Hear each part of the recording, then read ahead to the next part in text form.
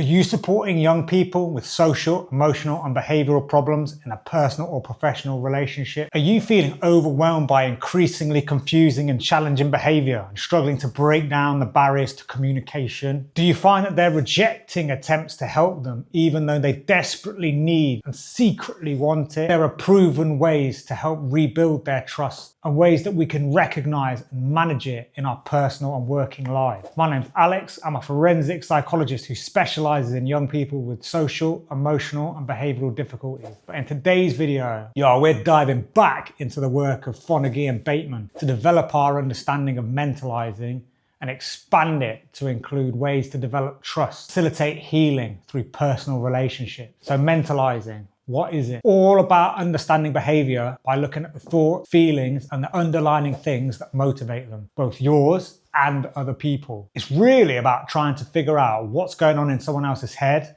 and using that information to accurately predict and explain their behavior. So within the literature on mentalization-based therapy, there's this idea of epistemic trust, how we connect to other people, the ways that it helps us see ourselves and the information and guidance they're giving us. Do we see them as trustworthy? Is what they're saying valuable, reliable? And will it actually work if we apply those things to our life to make change? So epistemic trust is about how we connect to other people. If we have epistemic trust, we see the information we're given and we're more likely to follow the guidance because we can see that it's trustworthy, reliable, and it's valuable. And maybe the things and ideas that they're talking to us about can help us learn and may help us change if and when we're ready. Being able to build epistemic trust is a really important part of a child's development because it helps us to connect to others and to help us understand ourselves. Because a trusting relationship can make us more receptive to someone's ideas and their knowledge. And is essential in developing social skills. We need it to be able to learn from other people, how to behave in culture,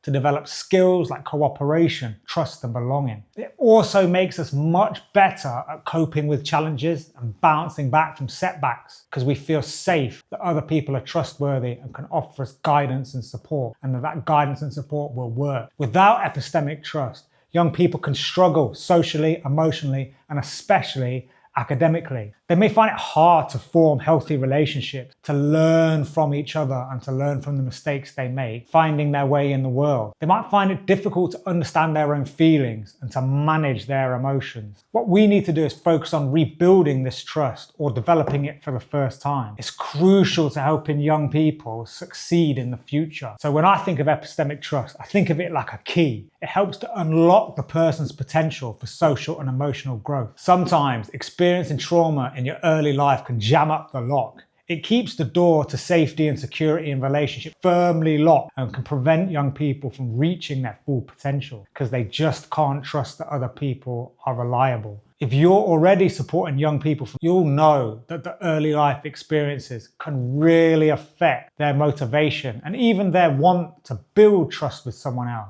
Why is that? So most early life trauma happens within relationships. We know this can create something called epistemic mistrust. Epistemic mistrust is when we're battling against the young people to find a way in. Epistemic mistrust is what we see when we're battling against a young person and finding it difficult to build connection. You can see epistemic mistrust in the way they experience excessive vigilance, always being on guard. Young people often expect the worst, and this can make them reject or avoid advice or attempts to build connection. It usually comes from a lack of understanding and validation in their most earliest of years, when their feelings and experiences were ignored and not paid attention to. Interested in that, the mistrust they experience can get stronger over time and could get young people trapped into negative cycles and patterns that mean that they simply can't trust people. In my work, I've seen this in lots of different ways. Sometimes young people are battling against transgenerational trauma and growing up in situations and environments where people around them don't trust and they don't want to engage with authorities. Sometimes they're so hypervigilant of abuse that the best approach is to avoid any relationship with people seen as in charge. Sometimes they've been through the system so much and they've had so many broken promises that they just don't dare to trust again. In these cases, they don't even want to let their defenses down. The next thing to think about is excessive cruidity, the idea that some young people trust way too easy. They don't question people or their intentions and believe whatever they're told. This makes them vulnerable to exploitation and being taken advantage of. This can also happen in households where there was inconsistency in caregiving in their early life, maybe neglect or abuse. In these cases, the young people have grown up in situations that make them desperate to connect to other people, and they will trust anyone who offers attention and validation,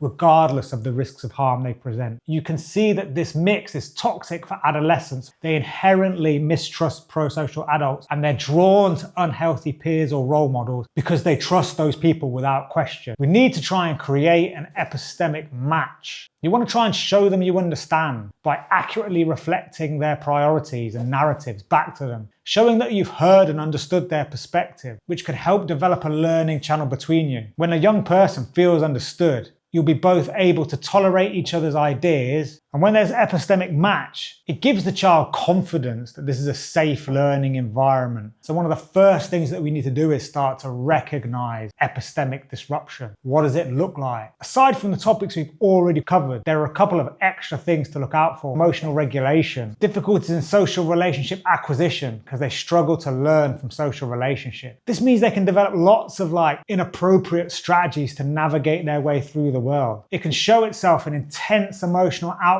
difficulty managing low-level frustrations or challenges. They find it difficult to cooperate and work with other people. A real difficulty tolerating disagreements or different perspectives. You might see them as being resistant to learning or therapeutic interactions or offers of support. Things like this might stem from being unable to trust what someone's telling them and feeling that it's not going to benefit them anyway. The young person might be really wary of new information or the complete opposite and believe that everything everyone tells them is true, especially when their perceptions of how others see them don't fit in with how they see themselves. They're more likely to experience psychological distress. As we discussed in our previous series on attachment, links between the early relationships and later psychosocial development are rooted in the abilities to mentalize and feel understood by people. I put a link in the description to several texts I used to create this set of videos. Take a look at that if you're interested in gaining some more tools to appropriately support the young people around you. So how do we rebuild this crucial foundation of epistemic trust? It's all about creating a safe environment where the young person feels